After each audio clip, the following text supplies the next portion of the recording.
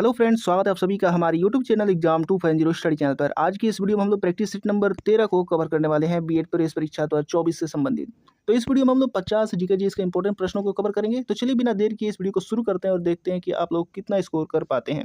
तो आज का पहला प्रश्न यहाँ पर सामान्य ज्ञान का दिया गया है कि किस प्रकार की बाजार व्यवस्था में बाजार अथवा उद्योग पर कुछ ही विक्रेताओं का वर्चस्व होता है। तो बताइए इसका करेक्ट आंसर क्या होगा, किस बाजार व्यवस्था में बताना है। तो इसका करेक्ट आंसर हो जाएगा ऑप्शन में से ऑप्शन नंबर सी यानी अल्पाधिकार बाजार व्यवस्था में। तो ऑप्शन नंबर यहाँ पर सी करेक्ट हो जाएगा। अगला प्रश्न दिया गया है दूसरा नंबर की निम्नलिखित में से कौन सा भारत में मौद्रिक नीति का घटक नहीं है। तो मौद्रिक नीति का घटक नहीं है वो बताना है। तो इसका करेक्ट आंसर क्या होगा। तो इसका करेक्ट आंसर हो जाएगा ऑप्शन नंबर डी यानी सार्वजनिक ऋण। ऑप्शन नंबर डी करेक्ट हो जाएगा। अगला प्रश्न दिया गया 3 नंबर की निम्नलिखित में से कौन हमारे देश के दोनों में से किसी भी सदन का सदस्य नहीं होता है। तो बताइए इसका करेक्ट आंसर क्या होगा। तो इसका करेक्ट आंसर हो जाएगा दिए गए ऑप्शनों में से ऑप्शन नंबर सी यानी राष्ट्रपति जो है वो दोनों ही सदनों का सदस्य नहीं होता है। अगला प्रश्न दिया गया है, अगला प्रश्न यहाँ पर दिया गया चौथा नंबर की भारतीय संविधान के किस अनुच्छेद में आपातकाल का प्रावधान है। तो बताइए इमरजेंसी यानी आपातकाल का प्रावधान किस अनुच्छेद में है। तो इसका करेक्ट आंसर हो जाएगा दिए गए ऑप्शनों में से ऑप्शन नंबर बी यानी 352 में। अनुच्छेद यहाँ पर आर्टिकल 352 में आपातकाल का प्रावधान है। अगला प्रश्न यहाँ पर 5वां नंबर दिया गया कि बारडोली सत्याग्रह आंदोलन का नेतृत्व किसने किया था। तो बताइए इसका करेक्ट आंसर बारडोली सत्याग्रह का नेतृत्व किसने किया था। तो इसका करेक्ट आंसर हो जाएगा दिए गए ऑप्शनों में से ऑप्शन नंबर सी यानी सरदार वल्लभ भाई पटेल जी ने यहाँ पर किया था बारडोली सत्याग्रह आंदोलन का नेतृत्व। अगला प्रश्न देखते हैं। अगला प्रश्न दिया गया है यहाँ पर 6 नंबर की भारतीय उपद्रव का पिता किन्हें कहा जाता है। तो बताइए इसका करेक्ट आंसर क्या होगा। भारतीय उपद्रव का पिता किसे कहा जाता है। तो इसका करेक्ट आंसर हो जाएगा ऑप्शन नंबर बी यानी बाल गंगाधर तिलक जी को कहा जाता है। इसके बाद अगला प्रश्न यहाँ पर 7वां नंबर दिया गया है कि निम्नलिखित में से कौन सा क्षेत्र उष्णकटिबंधीय सदाबहार वन से ढका हुआ है। तो बताइए इसका करेक्ट आंसर क्या होगा दिए गए ऑप्शनों में से। और दोस्तों ये वीडियो आपको पसंद आ रहा है तो इसको लाइक जरूर कर दीजिएगा, क्योंकि लाइक करने से यूट्यूब हमारे वीडियो को और ज़्यादा प्रमोट करता है। तो आप लोग लाइक करना बिल्कुल भी मत भूलिएगा, इतना तो आप लोग कर ही सकते हैं। तो इसका करेक्ट आंसर हो जाएगा ऑप्शनों में से ऑप्शन नंबर डी यानी पश्चिमी घाट, जो कि उष्णकटिबंधीय सदाबहार वन से ढका हुआ है। इसके बाद अगला प्रश्न यहाँ पर 8वां नंबर दिया गया कि पृथ्वी तथा बाह्य अंतरिक्ष के बीच अंतिम रेखा क्या कहलाती है। तो बताइए इसका करेक्ट आंसर क्या होगा। पृथ्वी तथा बाह्य अंतरिक्ष के बीच अंतिम रेखा क्या कहलाती है। तो इसका करेक्ट आंसर हो जाएगा ऑप्शन नंबर ए यानी मैग्नेटोस्फीयर कहलाती है। अगला प्रश्न दिया गया है 9 नंबर की थाइमस ग्रंथि द्वारा निर्मित हार्मोन का क्या नाम है। तो बताइए इसका करेक्ट आंसर क्या होगा। तो इसका करेक्ट आंसर हो जाएगा ऑप्शन नंबर डी यानी थाइमोसिन कहा जाता है। थाइमस ग्रंथि द्वारा निर्मित हार्मोन को थाइमोसिन कहा जाता है। अगला प्रश्न देखते हैं 10 नंबर। अब 10 नंबर यहाँ पर दिया गया कि प्रकाश संश्लेषण क्लोरोफिल तथा डैश की उपस्थिति में होता है। बताना है कि किसकी उपस्थिति में होता है, क्लोरोफिल और तथा किसकी उपस्थिति में होता है। दिए गए ऑप्शनों में से क्या होगा। तो इसका करेक्ट आंसर हो जाएगा ऑप्शन नंबर डी यानी सूर्य प्रकाश की उपस्थिति में होता है। प्रकाश संश्लेषण क्लोरोफिल तथा सूर्य प्रकाश की उपस्थिति में होता है। तो अगला प्रश्न दिया गया है 11 नंबर की कौन सा रक्त समूह सार्वभौमिक स्वीकर्ता है। तो बताइए इसका करेक्ट आंसर क्या होगा। सार्वभौमिक स्वीकर्ता कौन है, यूनिवर्सल एक्सेप्टर कौन है। तो इसका करेक्ट आंसर हो जाएगा दिए गए ऑप्शनों में से ऑप्शन नंबर डी यानी AB+ जो है वो सार्वभौमिक स्वीकर्ता है। अगला प्रश्न देखते हैं। अगला प्रश्न दिया गया है 12 नंबर की भूमंडलीय तापमान यानी ग्लोबल वार्मिंग की घटना में सबसे अधिक योगदान किस गैस का है। तो बता दीजिए इसका करेक्ट आंसर क्या होगा। इसका करेक्ट आंसर हो जाएगा ऑप्शन नंबर डी यानी कार्बन डाइऑक्साइड की। अगला प्रश्न देखते हैं 13 नंबर की निम्नलिखित में से किसका आविष्कार सर हम्फ्री डेवी ने किया था। तो बताइए इसका करेक्ट आंसर क्या होगा। सर हम्फ्री डेवी ने किसका आविष्कार किया था। तो इसका करेक्ट आंसर हो जाएगा ऑप्शनों में से ऑप्शन नंबर सी यानी सेफ्टी लैंप की। इसके बाद अगला प्रश्न हम देखते हैं 14 नंबर की निम्नलिखित में से कौन सी पुस्तक शशि थरूर द्वारा लिखी गई है। तो बताइए इसका करेक्ट आंसर क्या होगा। शशि थरूर द्वारा कौन सी पुस्तक लिखी गई है।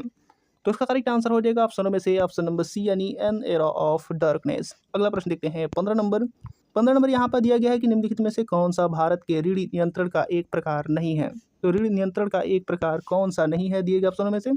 तो इसका करेक्ट आंसर हो जाएगा ऑप्शन नंबर डी यानी परिवर्तनीय लागत आरक्षित निधि अनुपात जो है यहाँ पर नियंत्रण का प्रकार नहीं है। अगला प्रश्न देखते हैं। अगला प्रश्न यहाँ पर दिया गया 16 नंबर की निम्नलिखित में से कौन सा सूक्ष्म आर्थिक चर का एक उदाहरण है। तो बताइए सूक्ष्म आर्थिक चर का एक उदाहरण कौन सा है दिए गए ऑप्शनों में से।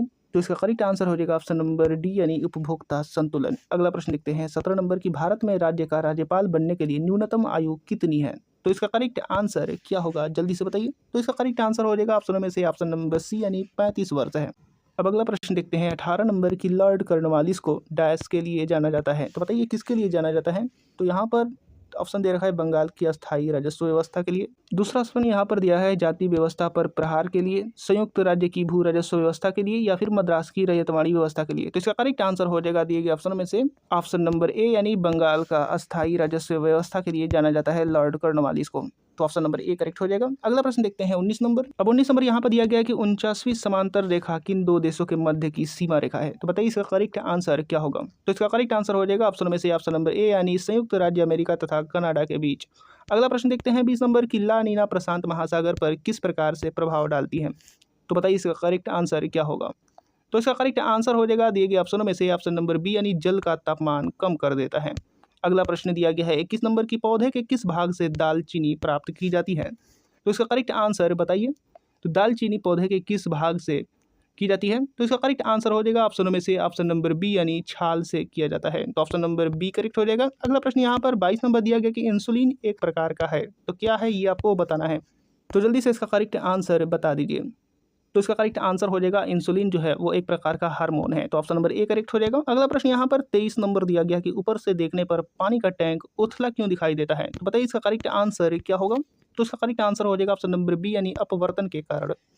इसके बाद हम लोग अगला प्रश्न देखते हैं 24 नंबर की लाल तथा हरे रंग का मिश्रण से कौन सा रंग प्राप्त होता है। तो बताना है लाल तथा हरे रंग का मिश्रण से कौन सा रंग प्राप्त होता है। तो इसका करेक्ट आंसर क्या होगा। तो इसका करेक्ट आंसर हो जाएगा ऑप्शन नंबर बी, यानी पीला। इसके बाद हम लोग अगला प्रश्न देखते हैं 25 नंबर। 25 नंबर यहाँ पर दिया गया है। 25 नंबर दिया गया है कि निम्नलिखित में से किस गैस का रिसाव भोपाल गैस त्रासदी के समय हुआ था। तो बताइए इसका करेक्ट आंसर क्या होगा। इस पर एक मूवी भी बनी गई है, द रेलवे मैन। तो जल्दी से इसका करेक्ट आंसर बताइए, उस गैस का नाम बताइए। तो इसका करेक्ट आंसर हो जाएगा ऑप्शन में से ऑप्शन नंबर ए, यानी मिथाइल आइसोसाइनेट। इसके बाद हम लोग अगला प्रश्न देखते हैं यहाँ पर 26 नंबर। 26 नंबर दिया गया कि माधुरी दीक्षित किस भारतीय नृत्य कला से संबंधित है। तो बताइए इसका करेक्ट आंसर क्या होगा। तो इसका करेक्ट आंसर हो जाएगा दिए गए ऑप्शनों में से ऑप्शन नंबर ए, यानी कथक से संबंधित है। अगला प्रश्न देखते हैं 27 नंबर। यहाँ पर 27 नंबर दिया गया है कि माई स्टोरी किस प्रसिद्ध क्रिकेट खिलाड़ी की जीवनी है। तो बताइए इसका करेक्ट आंसर क्या होगा। माई स्टोरी किस प्रसिद्ध क्रिकेट खिलाड़ी की जीवनी है। तो इसका करेक्ट आंसर हो जाएगा ऑप्शन में से ऑप्शन नंबर डी, यानी माइकल क्लार्क की। अगला प्रश्न देखते हैं 28 नंबर की निम्नलिखित में से कौन सा देश सार्क का सदस्य नहीं है। तो ऑप्शन दे रखा है और इसमें से करेक्ट आंसर बताना है कि सार्क का सदस्य कौन सा देश नहीं है। तो इसका करेक्ट आंसर हो जाएगा ऑप्शन नंबर सी, यानी चीन। अगला प्रश्न देखते हैं। अगला प्रश्न यहाँ पर दिया गया है 29 नंबर। उत्तर प्रदेश को महिलाओं से संबंधित पहली पत्रिका 1847 में प्रकाशित करने का भी श्रेय जाता है, जिसके संपादक भारतेंदु हरिश्चंद्र थे। तो बताना है कि उस पत्रिका का नाम क्या होगा दिए गए ऑप्शन में से। तो इसका करेक्ट आंसर हो जाएगा ऑप्शन नंबर ए, यानी बाल बोधिनी। बाल बोधिनी 1847 में प्रकाशित करने का भी श्रेय जाता है, जिसके संपादक जो है भारतेंदु हरिश्चंद्र थे। अगला प्रश्न देखते हैं यहाँ पर 30 नंबर, जिसमें लिखा है कि भारतीय रिजर्व बैंक की स्थापना किस वर्ष हुई थी। तो बता दीजिए इसका करेक्ट आंसर क्या होगा। तो इस क्वेश्चन का आंसर हो जाएगा दिए गए ऑप्शनों में से ऑप्शन नंबर बी, यानी 1935 में हुई थी। अगला प्रश्न देखते हैं 31 नंबर। 31 नंबर दिया गया कि चेमाचेरी कुन्ही रमण नायर निम्नलिखित में से किस नृत्य रूप की उल्लेखनीय नर्तक हैं। तो बताइए इसका करेक्ट आंसर क्या होगा। चेमाचेरी कुन्ही रमण नायर किस नृत्य रूप के उल्लेखनीय नर्तक हैं। तो इसका करेक्ट आंसर हो जाएगा दिए गए ऑप्शनों में से ऑप्शन नंबर ए, यानी कथकली के। अगला प्रश्न दिया गया है 32 नंबर की भारत के संविधान का निम्नलिखित में से कौन सा भाग नागरिकता से संबंधित है। तो इसका करेक्ट आंसर हो जाएगा ऑप्शन नंबर बी, यानी भाग 2। भाग 2 जो है वो नागरिकता से संबंधित है। अगला प्रश्न दिया गया है 33 नंबर की भारत के संविधान के अनुच्छेद 24 के तहत डैश वर्ष से कम आयु के बच्चे को किसी कारखाने में काम करने के लिए नियोजित नहीं किया जा सकता है। तो बताना है कि 24 के तहत, आर्टिकल 24 के तहत कितने वर्ष से कम आयु के बच्चे को किसी कारखाने में काम करने के लिए नियोजित नहीं किया जा सकता है। तो इसका करेक्ट आंसर हो जाएगा ऑप्शन नंबर ए, यानी 14 वर्ष से कम आयु के बच्चे को। तो ऑप्शन नंबर ए करेक्ट हो जाएगा। अगला प्रश्न दिया गया यहाँ पर 34 नंबर की भारत के संविधान का निम्नलिखित में से कौन सा अनुच्छेद राष्ट्रपति के चुनाव का प्रक्रिया से संबंधित है। तो बताइए इसका करेक्ट आंसर क्या होगा। तो इसका करेक्ट आंसर हो जाएगा दिए गए ऑप्शनों में से ऑप्शन नंबर बी, यानी अनुच्छेद 55 जो है वो राष्ट्रपति के चुनाव के प्रक्रिया से संबंधित है। अगला प्रश्न देखते हैं। अगला प्रश्न यहाँ पर दिया गया है 35 नंबर की निम्नलिखित में से कौन भारत में पहली लोकसभा के उपसभापति थे। तो बताइए इसका करेक्ट आंसर क्या होगा। पहली लोकसभा के उपसभापति कौन थे। तो इसका करेक्ट आंसर हो जाएगा ऑप्शन में से ऑप्शन नंबर सी, यानी एम अनंत शनाम अयंगर। अयंगर यहाँ पर करेक्ट हो जाएगा ऑप्शन नंबर सी। इसके बाद अगला प्रश्न यहाँ पर 36 नंबर दिया गया कि भारत के संविधान का अनुच्छेद 66 किससे संबंधित है। तो बता दीजिए इसका करेक्ट आंसर क्या होगा। तो इसका करेक्ट आंसर हो जाएगा ऑप्शन नंबर बी, यानी उपराष्ट्रपति के चुनाव से संबंधित है। इसके बाद अगला प्रश्न यहाँ पर 37 नंबर दिया गया कि सीरिया की राजधानी है। तो सीरिया की कौन सी राजधानी है दिए गए ऑप्शनों में से। तो इसका करेक्ट आंसर हो जाएगा ऑप्शन नंबर बी, यानी दमिश्क है। अगला प्रश्न 38 नंबर दिया गया है कि म्यांमार की मुद्रा निम्नलिखित में से कौन सी है। तो बताइए इसका करेक्ट आंसर क्या होगा। तो इसका करेक्ट आंसर हो जाएगा क्यात। क्यात जो है वो म्यांमार की मुद्रा है। ऑप्शन नंबर ए करेक्ट हो जाएगा। अगला प्रश्न दिया गया है 39 नंबर। अब यहाँ पर 39 नंबर दिया गया है कि अफ्रीका महाद्वीप का सबसे अधिक आबादी वाला देश निम्नलिखित में से कौन सा है। तो इसका करेक्ट आंसर क्या होगा।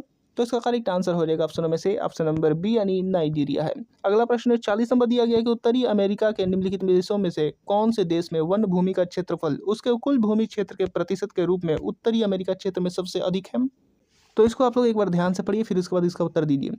तो इसका करेक्ट आंसर हो जाएगा ऑप्शन नंबर बी यानी कनाडा। अगला प्रश्न दिया गया है 41 नंबर की निम्नलिखित में से कौन सी नदी बंगाल की खाड़ी में नहीं गिरती है। तो इसका करेक्ट आंसर बताइए, कौन सी नदी बंगाल की खाड़ी में नहीं गिरती है। तो ऑप्शन यहाँ पर दे रखा है और इसमें से करेक्ट आंसर हो जाएगा ऑप्शन नंबर ए यानी नर्मदा नदी। इसके बाद हम लोग अगला प्रश्न देखते हैं 42 नंबर की भारत और पाकिस्तान के बीच किस वर्ष शिमला समझौते पर हस्ताक्षर किए गए थे। तो बताइए किस वर्ष किए गए थे शिमला समझौते पर हस्ताक्षर।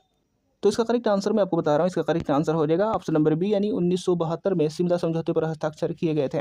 अगला प्रश्न 43 नंबर दिया गया कि खून में कुछ कोशिकाओं की उपस्थिति के कारण रक्त के थक्के का गठन होता है। इन कोशिकाओं को क्या कहा जाता है। तो जल्दी से इसका करेक्ट आंसर बताइए। तो इसका करेक्ट आंसर मैं आपको बता रहा हूँ, इसका करेक्ट आंसर हो जाएगा ऑप्शन नंबर डी यानी थ्रोम्बोसाइट्स कहा जाता है। अगला प्रश्न दिया गया 44 नंबर की आराम करने वाले व्यक्ति की नाड़ी की दर आमतौर पर प्रति मिनट कितनी धड़कन के बीच होती है। तो बताइए इसका करेक्ट आंसर क्या होगा।